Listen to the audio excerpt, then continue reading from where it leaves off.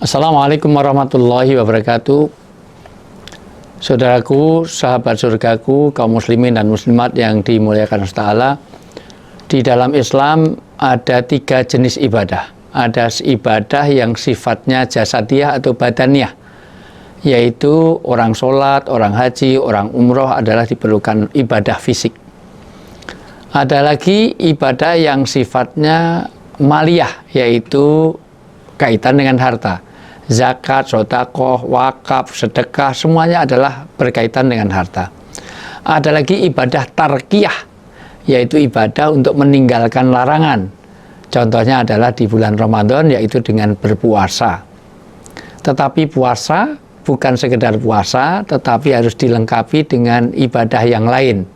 Artinya, ayat mengenai puasa, perintahnya juga berkaitan dengan perintah untuk sholat, berkaitan juga kaitannya dengan sedekah, dan juga berkaitan dengan kebaikan dengan sesama. Kebetulan 4 ayat itu turun bersamaan dalam pengertian di bulan yang sama, yaitu perintah sholat, perintah untuk berbaik kepada orang tua, perintah untuk sedekah, jihad, dan juga perintah yang utamanya juga perintah tentang sholat. Maka bohong orang berpuasa kalau tidak memperbaiki yang lain. Itu saudara kandung, kata Ahmad Syadi rahmatullah alaih mengatakan bagaimana saudara kandung itu harus disempurnakan.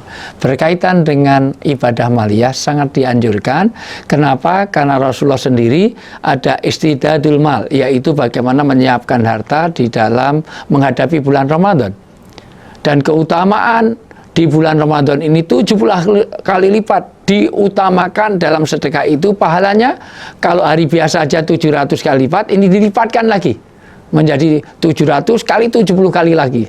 Luar biasa. Maka betapa urgensinya ibadah harta ini, karena satu, seluruh ibadah mahdoh yang kaitannya sholat selalu disambung dengan perintah zakat.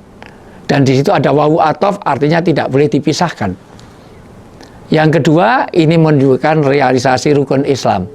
Bohong kita beragama Islam kalau dia tidak menyempurnakan dengan ibadah harta ini. Dan yang ketiga, ini media untuk taqarrub kepada Allah. Salah satu pendekatan diri kita kepada Allah dengan cara apa? Dengan lewat sedekah. Inamatun soruna watur zakuna watur khamuna bidafaikum. Semua kehidupan kita akan jadi berkah, ditolong oleh Allah dan kasih sayang Allah kalau kita senantiasa peduli sedekah kepada orang yang membutuhkan. Di sini juga untuk membersihkan harta kita, khud min amwalim shadaqah tutahhirukum. Di dalam surat At-Taubah ayat 103, ambillah sedekah di antara kalian, karena dengan ambil sedekah itu akan membersihkan. Dan yang lebih penting lagi, harta yang dikeluarkan itu menjadikan pembersih, bukan sekadar pembersih. Kita terlepas dari orang yang kadzib, orang yang bohong. Karena apa? Karena harta yang tidak disedekahkan, tidak dizakati, berarti dia pencuri yang paling kejam. Karena mencuri miliknya orang miskin. Kurang ajar, miliknya orang miskin kok dicuri. Kalau nyuri miliknya orang kaya saja nggak ada masalah. Walaupun itu tetap jangan dilakukan. Yang lebih parah lagi kalau ngambil miliknya orang miskin dibagi-bagikan orang kaya. Padahal itu bansos, itu jadi masalah lagi. Maka sedekah di bulan Ramadan dianjurkan, karena itu punya fungsi pertama adalah fungsi ibadah itu sendiri. Bagaimana kesempurnaan lantanal birra hatta tunfiqu mimma tuhibun. Allah berfirman, tidak akan sempurna ibadah kita kalau kita tidak bisa mensedekahkan apa yang masih kita cintai. Rata-rata kita cinta pada harta, maka pastikan keluarkan harta kita untuk orang-orang yang memerlukan. Punya fungsi sosial karena ukhuwah, karena kekeluargaan, karena bagaimana keseimbangan sosial itu diperlukan orang kaya untuk membantu orang miskin. Yang paling penting ya fungsi ekonomi, itu lebih penting lagi. Bagaimana untuk pemerataan, dan utamanya di dalam kaitan ibadah di bulan Ramadan ini adalah bagaimana untuk membentuk karakter, sifat-sifat imaniyah.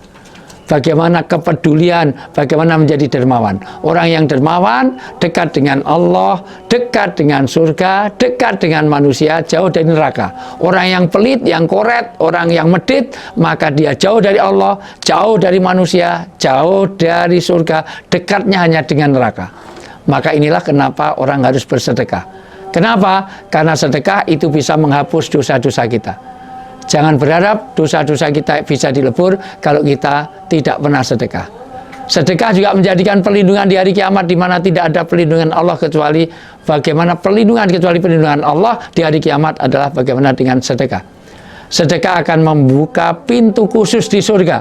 Dengan sedekah akan ada jual beli menjadi berkah. Dengan sedekah maka nanti ada pembebas dari siksa kubur. Dengan sedekah adalah burhanun, kata Nabi. Burhanun apa? Bukti keimanan, bukti ketakwaan. Jangan ngaku beriman, jangan ngaku bertakwa kalau tidak mau sedekah. Sedekah menghilangkan kematian yang buruk.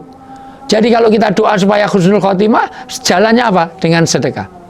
Dengan sedekah tidak akan berkurang, tidak akan tercuri, tidak akan terbakar harta yang disedekahkan. Kenapa? Karena itu akan tersimpan jadi amal kita di hari kiamat dan pasti. Maka zakat itu artinya tumbuh.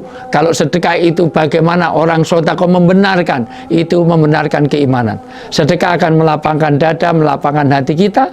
Sedekah akan menghindari kesulitan, bahkan dawu mardokum bisodako. Obatilah sakitmu itu dengan sedekah.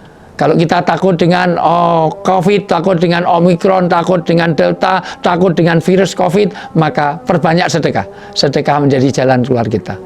Inilah pentingnya, maka Ramadan akan sia-sia kalau kita tidak memenuhi dengan kepedulian dengan sesama. Seluruh ibadah Islam ini hablum minallah dan hablum minannas. Kita baik kepada Allah, tapi juga harus baik kepada sesama. Sholat Allahu Akbar mengagungkan nama Allah, diakhiri Assalamualaikum untuk manusia. Puasa semata-mata untuk Allah, tapi diakhiri zakat fitrah untuk manusia. Al-Quran dimulai dengan basmalah mengagungkan nama Allah, tapi diakhiri surat An-Nas artinya manusia. Inilah yang paling penting dalam kehidupan kita. Maka tidak sempurna keimanan kita kalau tidak ada ibadah mal, tidak sempurna ibadah kita kalau tidak menjalin hubungan kuat hablum minallah dan hablum minannas. Mudah-mudahan puasa membawa kepedulian, membawa zakat, infak, sedekah, wakaf, semua yang membuat kebaikan pada orang lain, supaya kita menjadi nafi'un li ghairi, khairun nas anfa'um linnas. Sebaik-baik manusia adalah yang memberi manfaat bagi orang lain. Wallahu a'lam bishawab. Saya Ustaz Wijayanto. Assalamualaikum warahmatullahi wabarakatuh.